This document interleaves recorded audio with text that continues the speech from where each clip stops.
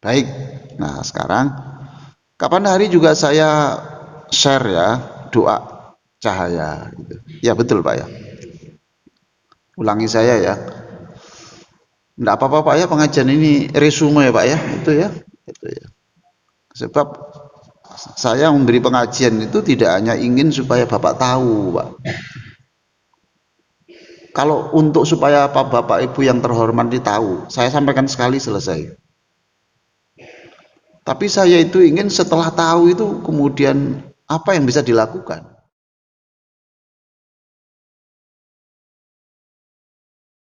Assalamualaikum warahmatullahi wabarakatuh. Alhamdulillah wassalatu wassalamu ala Rasulillah wa ala alihi wa sahbihi wa mawalah, amma ba'du. Bapak Ibu, para jemaah sekalian, pengurus masjid yang sangat saya hormati. Saya kalau mau berangkat ke sini nih, saya mesti angen-angen, wah saya nanti mendengarkan suaranya imam kita, senang. Senang, suaranya bagus, lembut, kalem. Tadi pada rakaat pertama itu dijelaskan bahwa secara tersirat gini ya, kita ini mbok yo kenal nabi itu kama ya'rifuna abna'ahum.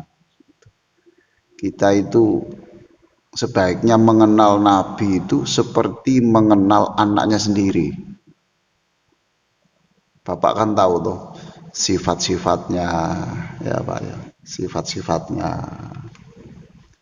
kesukaannya, yang tidak disenanginya ya Pak ya. Bapak kan tahu tuh anaknya, anak sendiri loh Pak. Nah, ya. Nah kita itu sebaiknya juga mengenal Nabi itu seperti itu, sehingga kita bisa tahu bagaimana sih Nabi yang disukai Nabi itu apa, namanya gitu. Nabi itu bagaimana menjadi pendengar yang baik itu Nabi itu. Saya kemarin membaca buku Syajaratul Ma'arif ya. Bagaimana Nabi itu ikut nimbrung mendengarkan seorang wanita yang menceritakan masalah rumah tangganya kepada Aisyah. Lalu Nabi itu ikut nimbrung mendengarkan, Pak. Mendengarkan. Di dalam buku itu diceritakan, Nabi sebenarnya tidak tertarik dengan cerita itu. Tidak tertarik. Tapi Nabi kepingin menyenangkan, menyenangkan orang yang bercerita dan didengar itu kan bisa jadi sembuh loh Pak. Bapak tidak memberi solusi ya Pak ya. Bapak tidak memberi solusi. Bapak mendengarkan sambil manggut-manggut, apalagi disertai subhanallah, subhanallah, sholli ala Muhammad, ya Allah, mudah-mudahan Allah. Senang Pak itu, senang. Pulang tuh dia bilang dapat solusi enggak, cuma plong. Nah, plong. Itu Rasulullah. Makanya pada pertemuan yang lalu saya mengajarkan sujud itu mintalah cahaya Allah. Cahaya di apa? Cahaya di telinga supaya bisa menjadi pendengar yang baik. Juga cahaya di lidah ini supaya bisa menjadi orang yang berpuasa dari perkataan yang tidak baik. Berpuasa dari makanan itu berat, tapi lebih berat lagi berpuasa dari perkataan yang tidak berguna. Pak ya. Ditulis saya tulis di buku ini, di buku terapi salat bahagia ini. Ada seorang ulama yang mengatakan, saya ini kalau suruh berpuasa ya di padang pasir itu, sudahlah setahun saya kuat, saya di padang pasir saya kuat. Tapi kalau saya berpuasa sehari dari perkataan yang tidak berguna itu saya belum mampu. Ayolah Bapak Ibu sekalian, pelan-pelan kita menjadi orang yang baik. Waktu sholat, mintalah kepada Allah untuk jadi suami yang baik, jadi istri yang baik, jadi ayah yang baik, jadi tetangga yang baik. Itu yang banyak itu. Jangan soal rezeki terus saja, jangan soal kesehatan, jangan soal apa saja. Minta kepada Allah, jadi orang yang baik. Gitu. Ya Allah, saya jadikan orang baik seperti Rasulullah.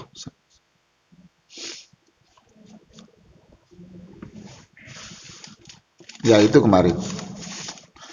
Lalu pada rakaat kedua tadi itu diterangkan tentang besok pada hari kiamat itu orang itu banyak yang kecewa lah gitu atau menyesal mengapa dulu tidak beriman kepada Allah. Jadi jangankan orang yang tidak beriman Bapak Ibu sekalian ya, orang yang ibadahnya tidak serius saja itu muslim tetapi sedekahnya tidak banyak itu saja menyesal loh Pak.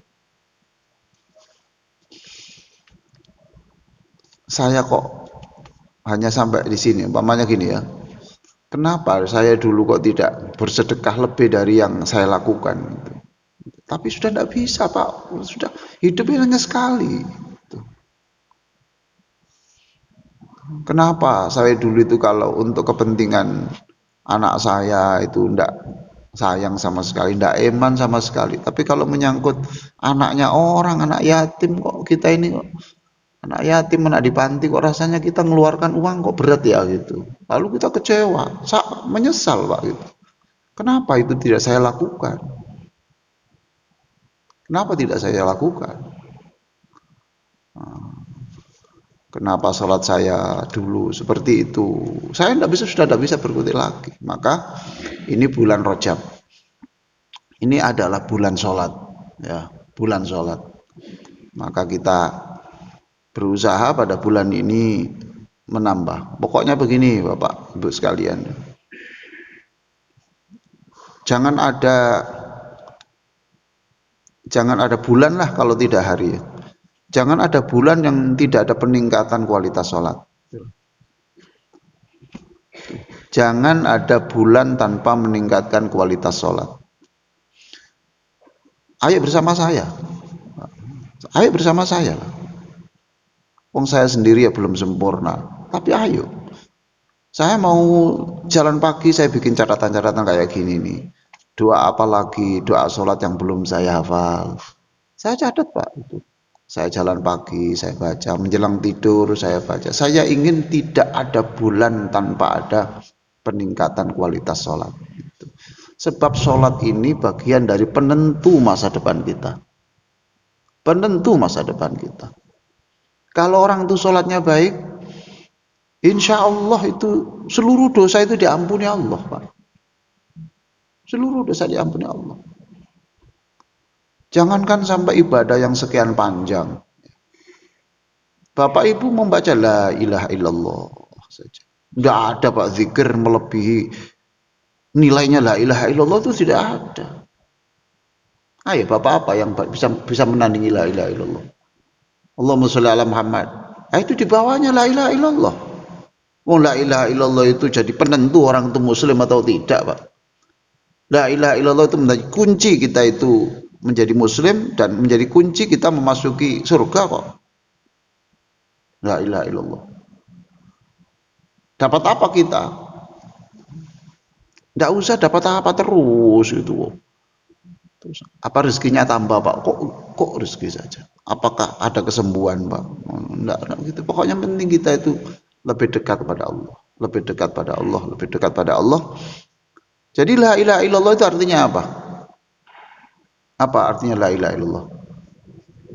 Tidak ada Tuhan selain Allah. Ya itu yang diucapkan. Tapi la ilaha illallah itu juga mendatangkan pengampunan gitu loh Pak. Jadi istighfar itu, ampunan itu tidak hanya lewat istighfar.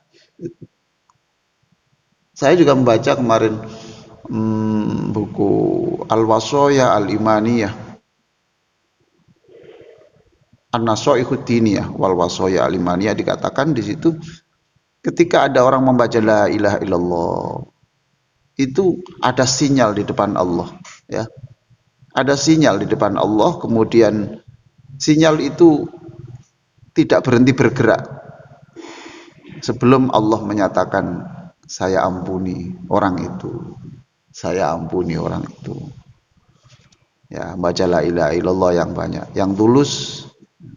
Baik. Bapak Ibu sekalian yang sangat saya muliakan, Jadi sekali lagi ini bulan Rajab, bulan sholat. Kan ada tuh Pak, hari pendidikan ada, hari ibu ada ya Pak ya, hari buruh ada, hari apa lagi? Apa? Hari pahlawan ada, hari ibu, hari ayah? Enggak ada. Enggak apa-apa, jangan iri Pak. Nah, kalau iri ya Bapak minta aja berubah jadi wanita. Nah, yang perempuan ada hari ibu ya, karena ibu ini memang 3 kali lipat toh penghormatan pada ibu ini, pada istri. Bapak-bapak tolonglah setiap sholat itu mendoakan istrinya masuk surga. Pak, Pak. Jadi doakan begini, ya Allah, ya di dalam sujud atau masukkanlah istri saya ke dalam surga sebab dia telah membangun surga di rumahku dan surga untuk masa depan anakku. Itu tuh. Nah, itu Bapak pasti bahagia. Jangan yang diingat itu kekurangannya saja. Sujud itu yang diingat kekurangannya. Ya Allah, tolonglah beri petunjuk istriku supaya tidak boros. Ya, ya Allah, berilah petunjuk istriku kalau bicara supaya tidak panjang-panjang, tidak memperbesar kesalahan. Kok gitu-gitu tapi ujungnya itu ya Allah, masukkan istri saya ke dalam surga sebab dia telah membangun surga di rumahku dan membangun surga untuk anak-anakku. Sejelek-jelek, oh maaf, sejelek-jelek apa ya? Ya, ya betul lah. Sejelek-jelek istri kita itu telah melahirkan anak yang itu bisa menyebut nama Allah loh Pak. Betul Pak ya? Ya sudah, itu diingat-ingat itu. Yang kedua adalah ya Allah, masukkan surga untuk ayah ibuku karena ibuku, bapak ibuku telah juga mengajari aku bisa bersujud ini karena bapak ibuku. Itu. Baik. Saya ingin mengulas dulu lagi sedikit supaya tidak lupa ya Pak ya, tidak lupa. Dulu pada waktu wudhu kita, ini hari sholat toh Pak, ya? Rajab kan hari sholat. Nah, kita review lagi. Dulu kita menjelaskan wudhu kita jangan hanya wudhu formalitas, ya Pak ya. Tuh. Tapi jadilah wudhu yang berkualitas. Nah, berkualitas. Kemarin sudah saya jelaskan, wudhu yang baik itu adalah wudhu yang ada singkatannya hasim. Masih ingat itu ya? Hasim itu, ha itu hadas. Wudhu itu menghilangkan kotoran batin, bukan kotoran fisik. Hasim. Terus apa? Ha terus A loh. A itu air, syukurilah air, hematlah air. S, sehat. Ingatlah wudhu itu yang sungguh-sungguh sebab wudhu itu akan membuat sehat fisik, sehat rohani kita. Maka wudhu yang bersih pakai sabun ini baru. Kemudian I-nya itu introspeksi. Wudhu itu I-nya itu H-A-S, sejahtera, sehat. I-nya itu introspeksi, jadi setiap mengusap tangan ya mohon ampun, ini banyak salahnya. Salah kita itu Pak, tangan ini loh.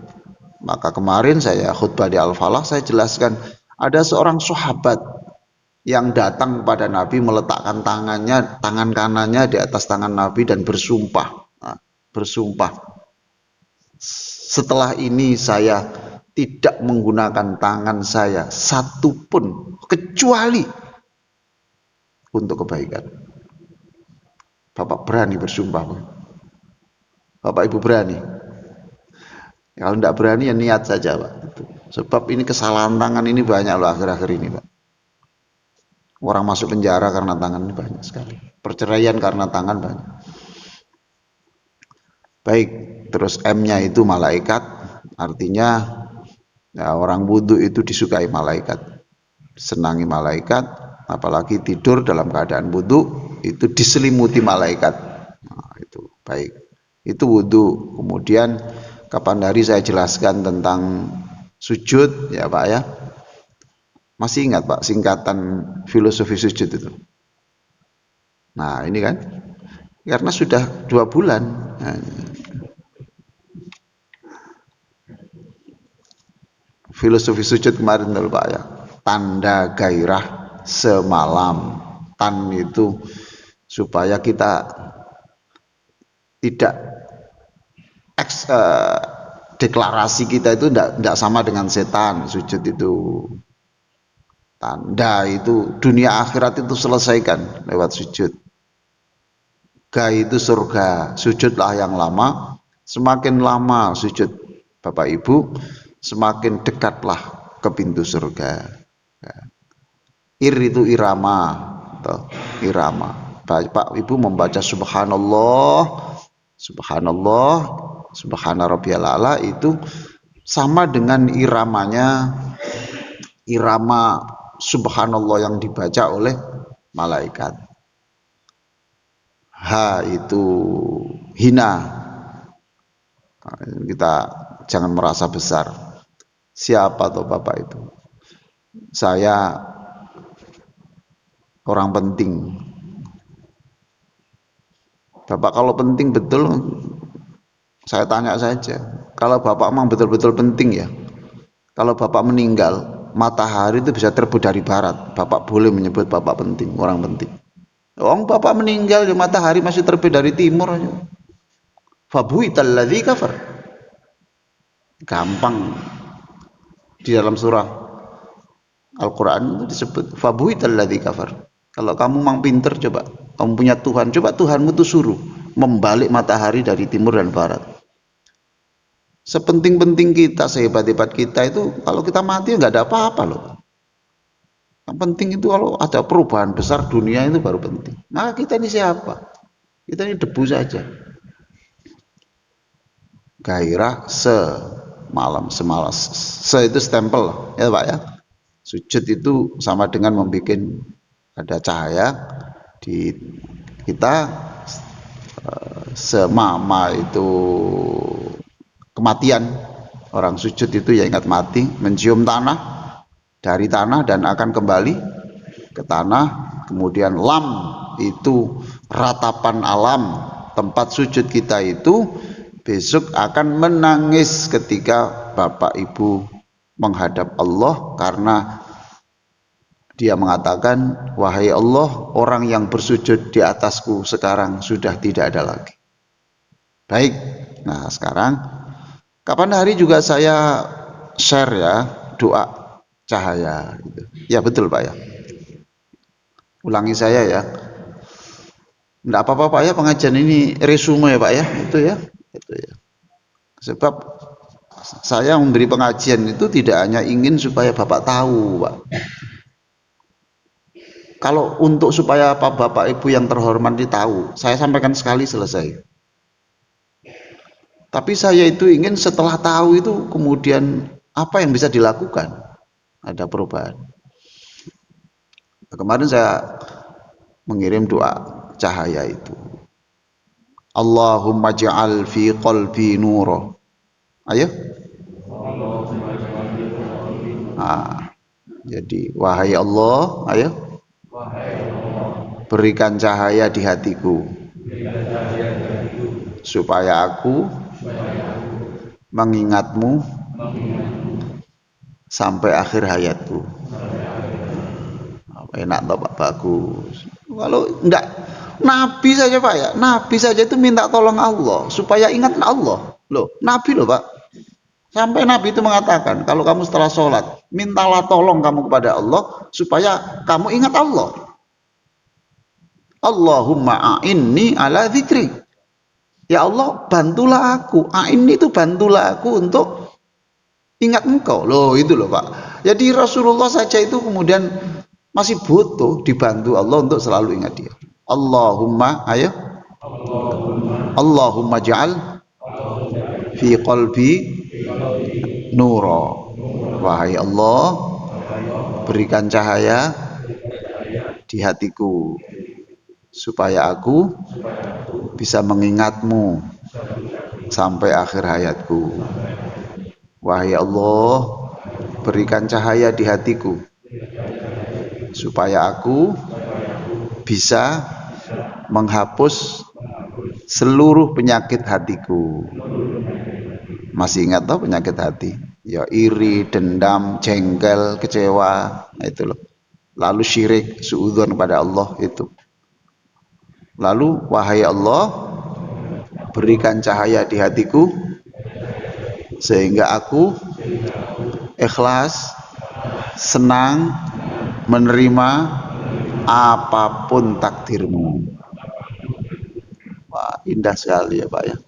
Sujud. Terus wafi lisani nuro. Ayo. Ya.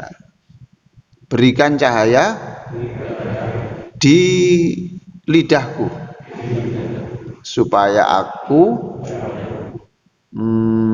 lidah itu supaya aku menyebut namamu atau supaya aku bisa inilah Pak, apa kemarin tuh ya, Masya Allah, padahal tadi waktu sujud sudah saya baca banyak itu, supaya aku berbicara, betul ya, supaya aku berbicara yang benar, ayo,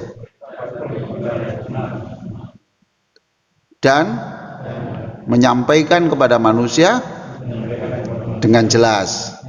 Artinya begini Pak, Bapak kan punya sesuatu yang tahu yang baik, lalu Bapak bisa menyampaikan istri, menyampaikan kepada anak dengan jelas dan senang.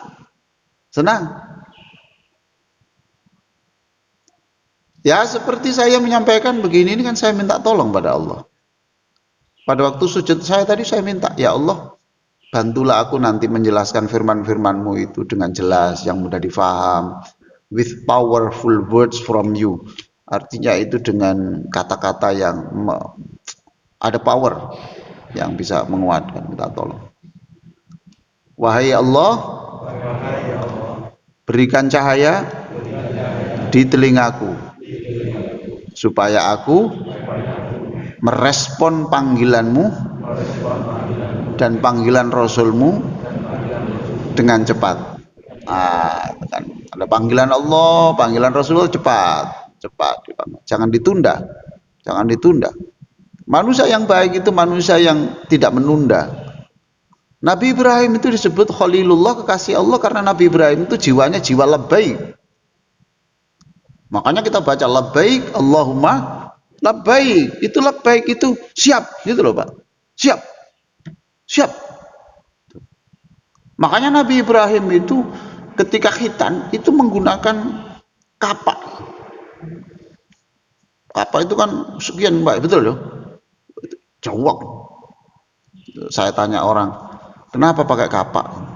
Jawabnya macam-macam. Karena ya sudah tua Pak, sehingga perlu pisau yang besar. Loh kok perlu kon? Nek wis 100. Oh bukan Pak, bukan itu. Bukan. Jawabnya adalah karena ketika ada perintah khitan itu, yang ada di sebelahnya itu kapak. Di sana juga ada pisau yang kecil-kecil yang itu lebih tajam. Tapi kalau saya berdiri mencari kan berarti menunda. Ayo. Paham? Maka kemudian kita labbaik, Allahumma labbaik, siap. Gitu. Siap. Tidak ada begini. Baik, sebentar lagi saya lakukan. Tidak ada begitu. Atau saya pertimbangkan. Tidak ada. Labbaik. Wahai Allah, berikan aku cahaya di telingaku supaya ada panggilan cepat merespon. Lanjut, wahai Allah, berikan cahaya di telingaku supaya aku menjadi pendengar yang baik. Senang mendapatkan kritik. Senang mendapatkan cacian orang. Pokoknya senang saja. Dicaci orang ya, alhamdulillah, berarti pahala saya pahala dia ditransfer ke saya. Itu gitu aja selesai. Atau jangan-jangan ini memang dikirim Allah untuk mengingatkan saya. Jadi Allah itu kalau mengingatkan orang kadang tidak langsung Pak, kadang lewat orang gitu loh Pak. Baik, itulah. Kemudian terakhir ya, wahai Allah, wafi aini nuro. Ayo berikan cahaya di mataku ya, supaya aku senang membaca Al-Quran dan buku-buku yang berkualitas, hanya memandang yang baik dan melihat orang dengan pikiran positif. Nah, itu kemarin sudah saya ajarkan. Ulangi saya, Allahumma ja'al fi qalbi nura wa fi lisani nura, wa fi sam'i nura wa fi basari nura. Ulangi, Allahumma ja'al fi Allahumma ja'al wa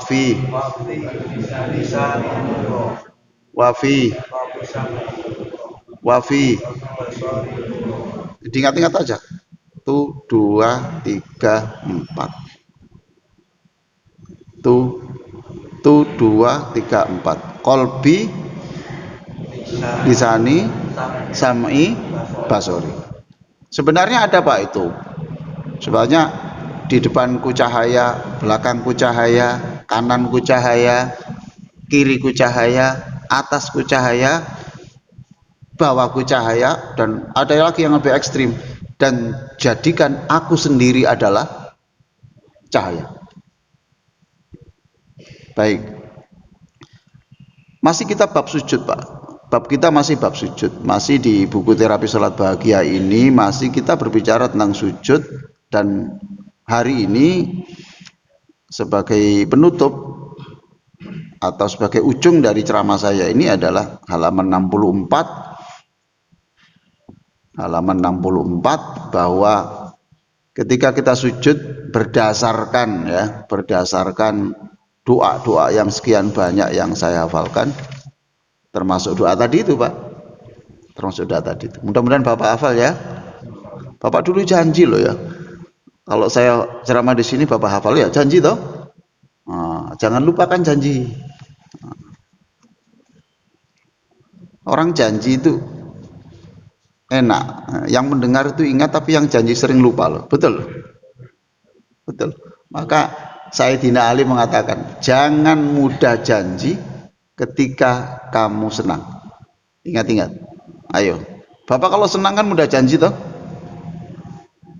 Jangan mudah janji ketika kamu senang, dan jangan membuat keputusan ketika kamu marah. Masya Allah. Hari-hari ini coba lah Pak, tindakan orang marah itu tidak rasional ya. Betul Pak. Suami istri, ya, ayah, ibu, anak dibunuh bersama-sama, dimasukkan ke toilet loh, hanya karena persoalan tersinggung saja lah Pak. Dulu pernah menjadi pembantunya terus tersinggung. Lah tersinggung tuh Pak, tersinggung hanya persoalan uang 1 juta saja, kok sampai nyawa sekeluarga itu dibunuh, itu kan tidak masuk akal loh Pak. Dan kalau sudah marah, mohon maaf, tidak ada bedanya Pak. Orang profesor, doktor, ustadz, itu betul-betul di dalam genggamannya setan. Kadang-kadang berbicara yang tidak terkontrol, melakukan tindakan tidak terkontrol. Itu Pak ya. Jadi jangan membuat keputusan ketika marah. Marah, sebab orang marah itu otaknya tidak bekerja. Baik Pak, ingat-ingat Pak ya, waktu sujud ada ini, rumusnya adalah masjid. Ayo, masjid apa? Masjid. Berarti masjid itu ya 3 poin Pak. Pada waktu sujud itu ma itu maaf ya, maafkan, ampunilah. Dosa siapa Pak duluan? Dosa siapa duluan? Siapa? Dosaku ya. Ini tidak apa-apa Pak, tidak ada ketentuan.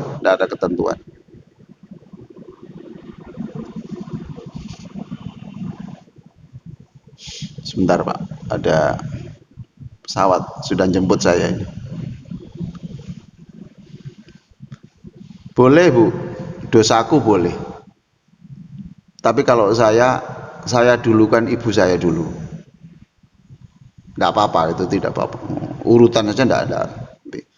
Saya kalau sujud ya saya dahulukan. Ampunilah ibuku dulu. Ampunilah ibuku, ampunilah bapakku, kemudian ampunilah aku, ampunilah pasangan hidupku, kemudian ampunilah anak-anakku, ampunilah guru-guruku, ampunilah orang yang pernah menyenangkan saya dalam hidup saya, orang yang pernah membantu.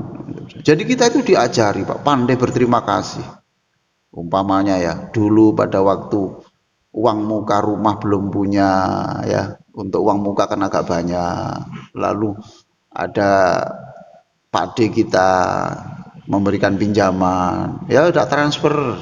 Loh, itu kan sangat sangat bersejarah toh Pak, sangat bersejarah. Lah masa kemudian dilupakan Pak? Lalu kita mintakan ampun pada waktu sujud. Jadi kita diajari, guru tuh. Oh, kita ini sudah tidak bisa memberi apa-apa pada guru. Ya doa itu, ampunilah aku, ampunilah bapakku, ibuku. Masih ingat kemarin Pak? Ibuku, bapakku, terus ya Bapak tadi. Kalau mau ditambah ya baik Pak. Ibu mertuaku dan bapak mertuaku. Kita ajari istri juga begitu. Kalau nanti sujud, Ma, aku mendoakan papa mamamu, mama juga mendoakan papa mamaku. Subhanallah Bapak. Saya tanya ya, kebutuhan orang yang masih hidup dengan kebutuhan orang yang masih meninggal itu lebih banyak mana? Ayo, jawab.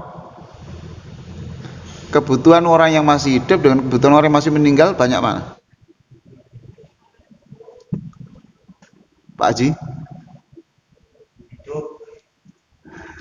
Ya enggak apa-apa, wong Islam enggak pernah menjelaskan. Tapi kan beda pendapat kan enggak apa-apa. Menurut Bapak kebutuhan masih hidup itu lebih banyak. Tapi kalau saya ya kebutuhan orang meninggal itu lebih banyak, Pak. Lebih banyak. Bagaimana Pak, wong setiap hari butuh doa dari yang masih hidup, Pak?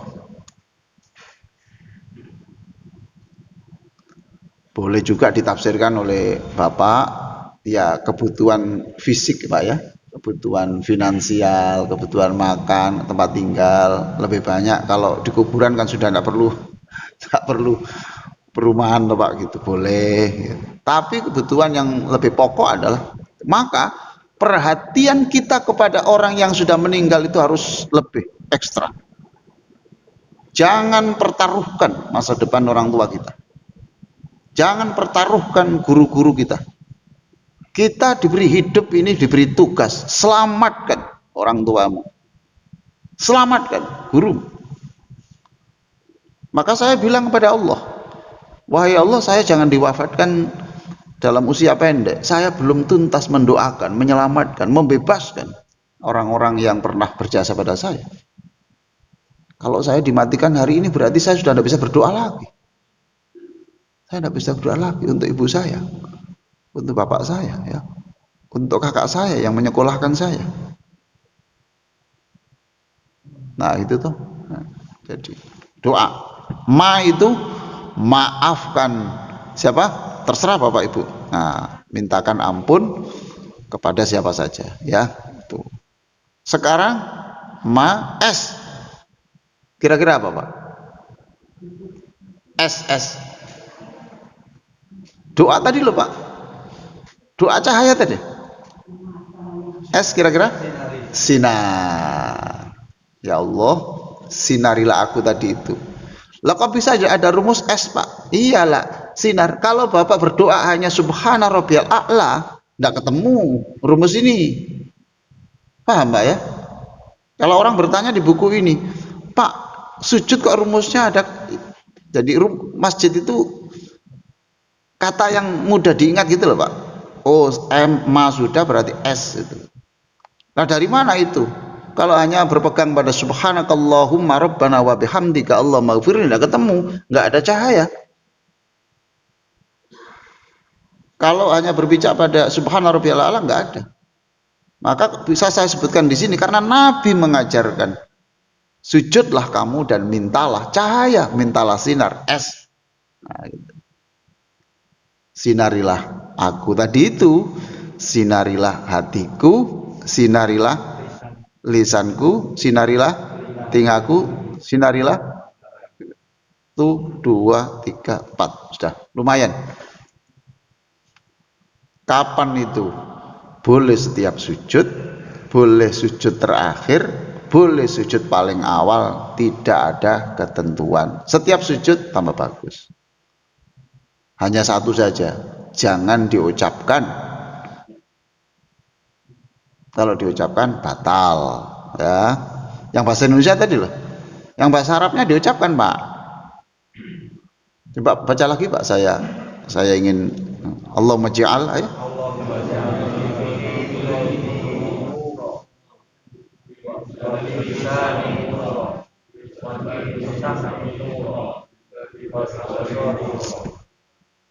Loh, Bapak cerdas gini loh. Bapak kok sering mengatakan, saya ini sudah tua, susah menghafal. Siapa bilang, Pak? Oh, Bapak sekarang saya ngajari bisa gini loh. Tapi yang membuat Bapak susah hafal kan gara-gara wis tua kon ngapal ngene-ngene. Jadi dirinya sendiri dibodoh-bodohkan sendiri. Dirinya sendiri dianggap tidak punya potensi toh. Lagi, Allahumma ja'al.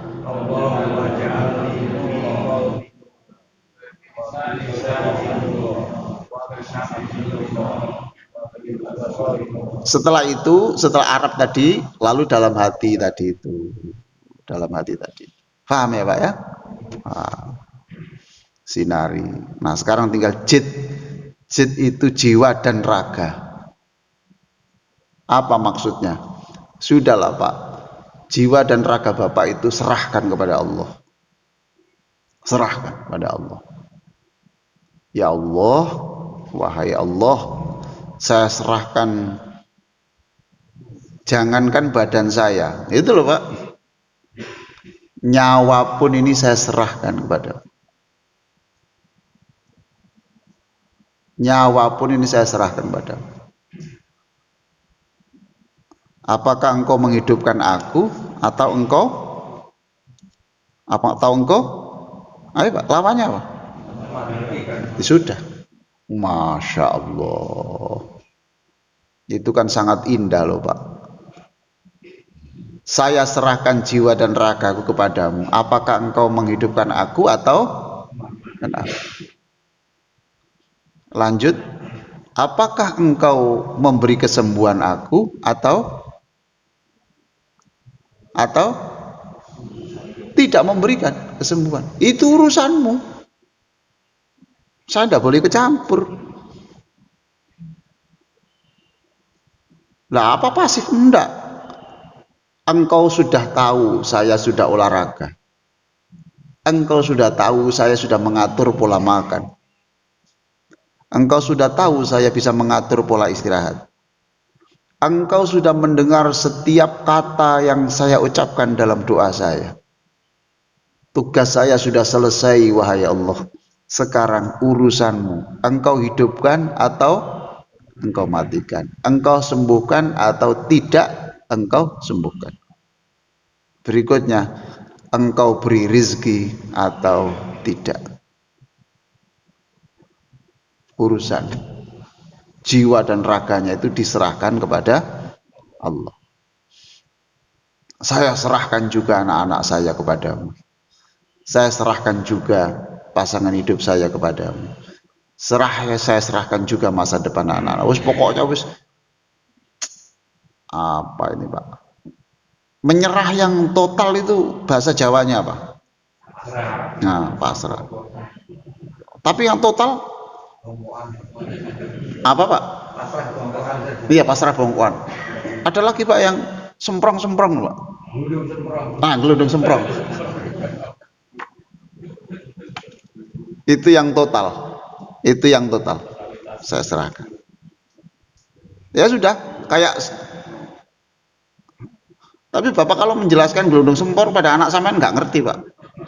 Karena sudah nggak ada semprong. Pasrah bongkoannya nggak ngerti Pak, sudah nggak ada.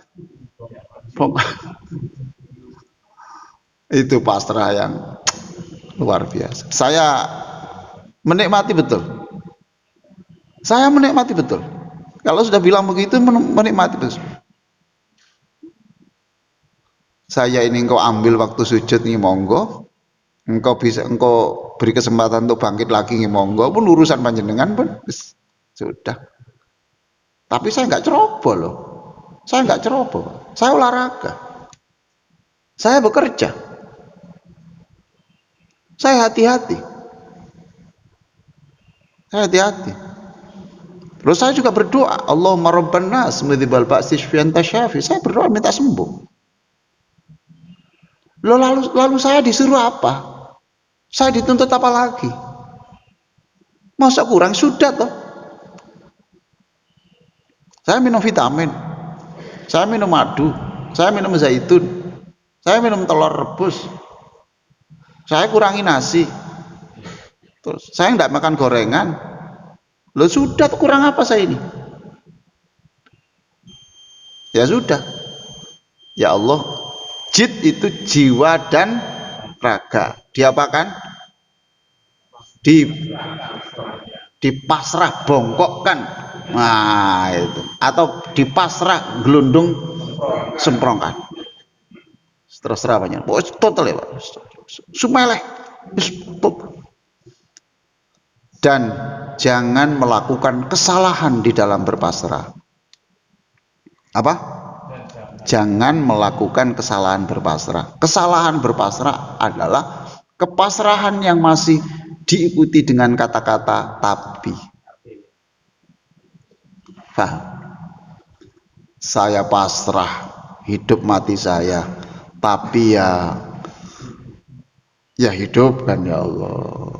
Lah ini kan tidak cocok Pak, ini pasrah apa minta? Ayo, saya pasrahkan kesembuhan, sembuh atau sakitnya, sembuh atau sakit, sembuh atau tidak sembuh penyakit saya.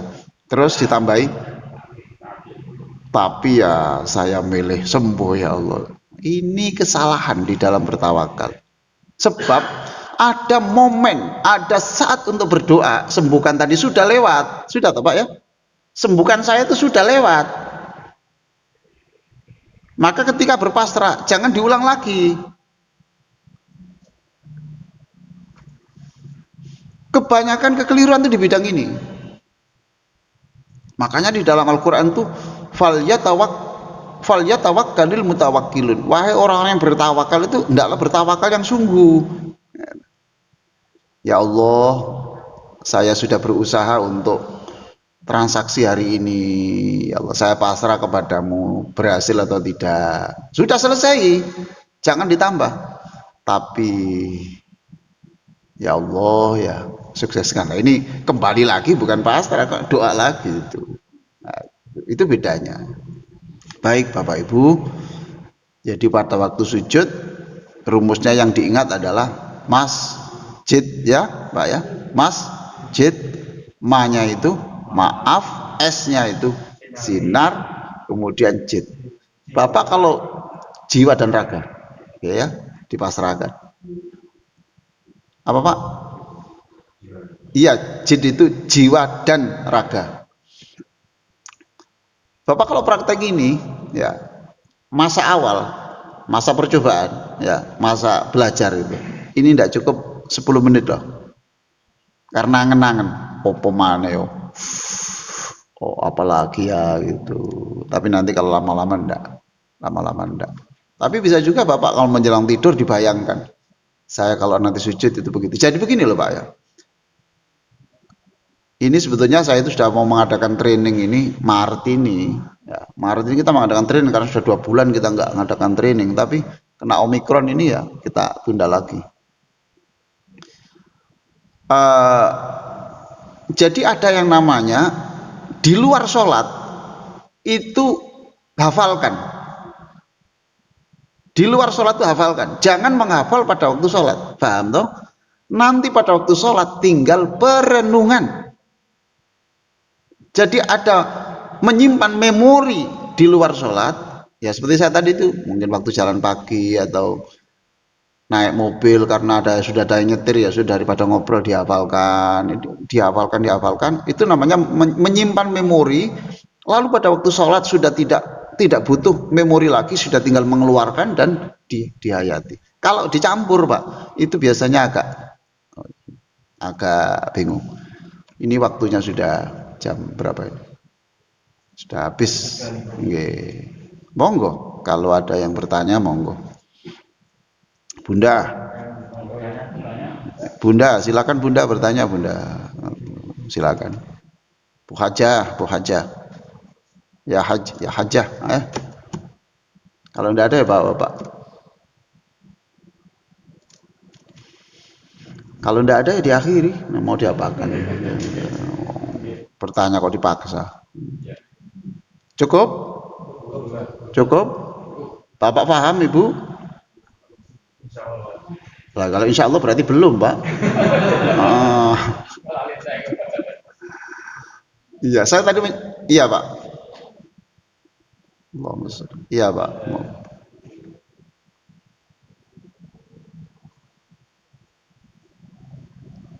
Monggo, Pak. Nggih.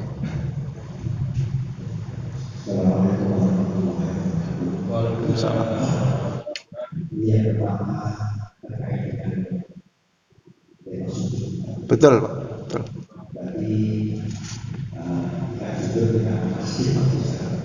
Apa, Pak? Oh, masjid ya. Oke.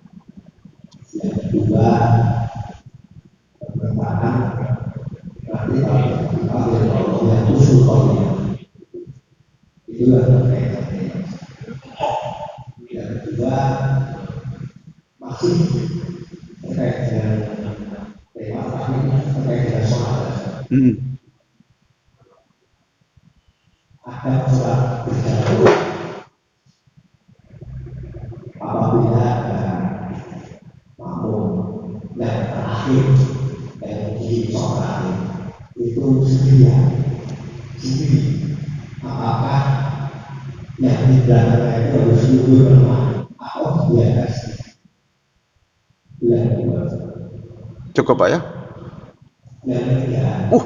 Wah.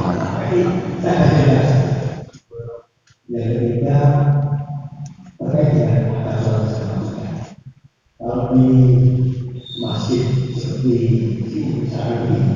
ini ada yang pertama dan sama.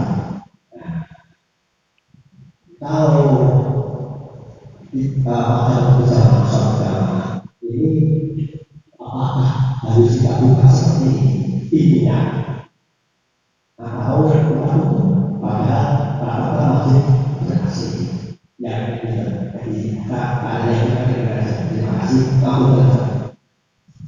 saya jawab yang nomor 1 aja, Pak ya. Yang nomor 2 dan 3 nanti dijawab oleh Ustadz Zainuddin MZ. Itu hadisnya. Saya kemarin lihat videonya yang isi ceramah di sini. Memang saya ini pengagum beliau ya. Waktu ketemu saya di Madinah ya. Saya kalau udah ketemu untuk apa diskusi yang lain-lainnya, diskusi soal ilmu aja lah gitu. Senang. Yang pertama, Pak, bolehkah itu ditambah dengan doa minta barokah? Boleh, Bapak. Jangankan soal barokah, Pak. Soal udun, Pak, boleh, Pak. Loh bener, Pak. Wong Nabi itu mengatakan, sudahlah minta apa saja. Selesaikan urusanmu dunia akhirat itu. Ya Allah, udunku durung brodol, minta dibrodolkan. Itu boleh. Apa yang salah? Bahkan ada orang bertanya, bolehkah Pak saya sujud minta soal rokok? Saya jawab, lihat-lihat bunyinya. Tapi kalau ya Allah sudah lama tidak merokok, Mohon ya Allah. Lah itu tidak boleh. Tapi kalau bapak, ya Allah, istri saya sudah marah terus, saya kenapa masih merokok pada usia sekian. Padahal di situ ada cucu saya, ada anak saya. Wahai Allah, saya tidak bisa berhenti dari merokok kalau tidak engkau bantu ya Allah. Maka melalui sujud ini saya mohon. Saya malu ya Allah ke masjid dengan membawa bau bekas rokok ya Allah. Malu ya Allah ketika saya sujud engkau mencium bau rokok saya. Malu ya Allah. Loh, jadi boleh toh Pak? Apalagi soal barokah umur, barokah anak yang soleh. Itu boleh, boleh Pak, apa saja boleh. Nah, kenapa pakai rumus masjid tadi itu? Itu sebetulnya kan kita itu yang